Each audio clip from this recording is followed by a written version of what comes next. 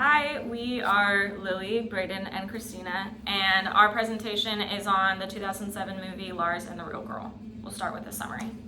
Due to past traumas and clear emotional issues, the protagonist Lars is an incredibly lonely man. He lives in the separated garage of his brother and sister-in-law's house and is very distant from them, hesitant to connect. Thus, he customizes and orders a sex doll whom he introduces to his siblings as his girlfriend Bianca, a Brazilian-Danish missionary from a convent on leave who is wheelchair-bound.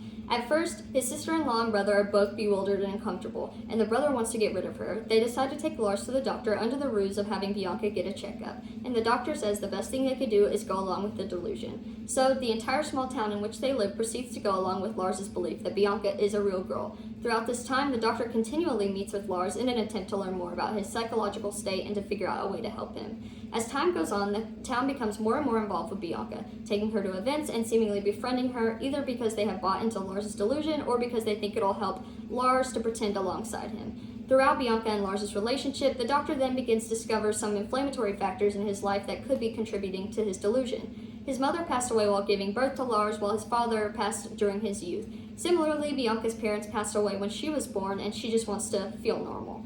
One contributing factor to the resurfacing of this trauma is Gus and Karen's expectancy of a baby. Lars ends up telling the doctor that he also feels physical pain when people touch him. As Lars is attempting to work through these issues unknowingly with his doctor, as well as his issues towards physical affection specifically, the town makes Bianca very busy, thus reducing her time with Lars. This leads to Lars having an angry outburst where he opens up to Karen that he believes no one cares about him, including Bianca, which shows a manifestation of his loneliness. As a result, Karen shows Lars how the whole town adapted to make Bianca feel at home, which sparks a transition in Lars's delusion, leading us to a hopeful ending. All right, now we're going to transition to talking about it as like an adaptation of the Quixote.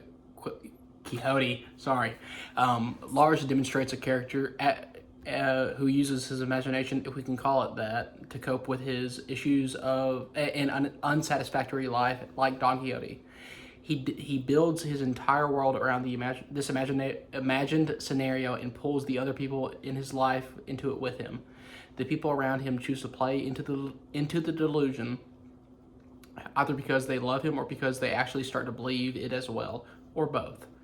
Lars' sister-in-law, Karen, seems to act as a Sancho character at first, being the voice of reason to both Lars and her husband. But then becoming more and more enthralled in the delusion to the point that she seems genuinely sad when Lars loses Bianca. The film presents Bianca as the Dulcinea of Toboso character. You can design your own woman, as it said, even showing a scene where Lars is reading even showing a scene where Lars is reading a scene with Dulcinea in Don Quixote. Sorry, very meta. In the end, we see how designing his own woman still left Lars without a true partner, but perhaps his experience with Bianca is what taught him how to open up to a real girl.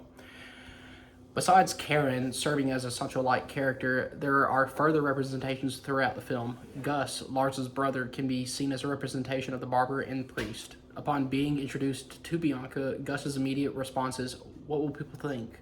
This initial reaction serves as the judgment towards Quixote from those who knew him before his delusion.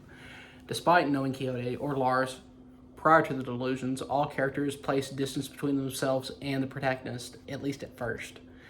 This means that Gus, the barber, and the priest weren't present in the protagonist's life enough to see the development or catalyst of the delusions. All of the characters immediately judge the mental state of our quixotic characters, really prioritizing the public perception of these characters.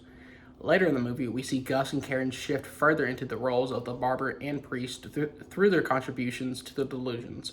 To get Lars to go to the hospital, Gus and Karen play into the delusion, but don't really believe them.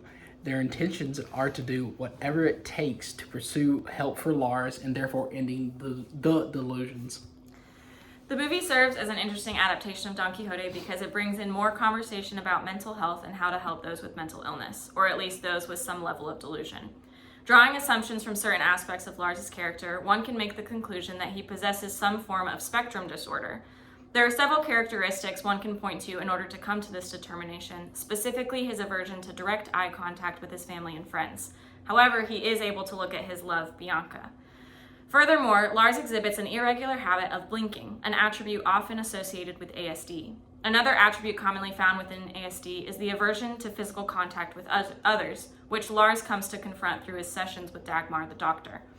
These characteristics not only offer representations for people with similar struggles, but also adds complexity to the imagination or delusion of our Quixote. He is not simply choosing to live in a delusion, but that reality, whether or not it is a choice, stems from certain causes and experiences from Lars's life. The whole town chooses to play into the delusion because they want to help Lars. They choose to suspend their own disbelief and activate their imagination in an attempt to support someone they care about.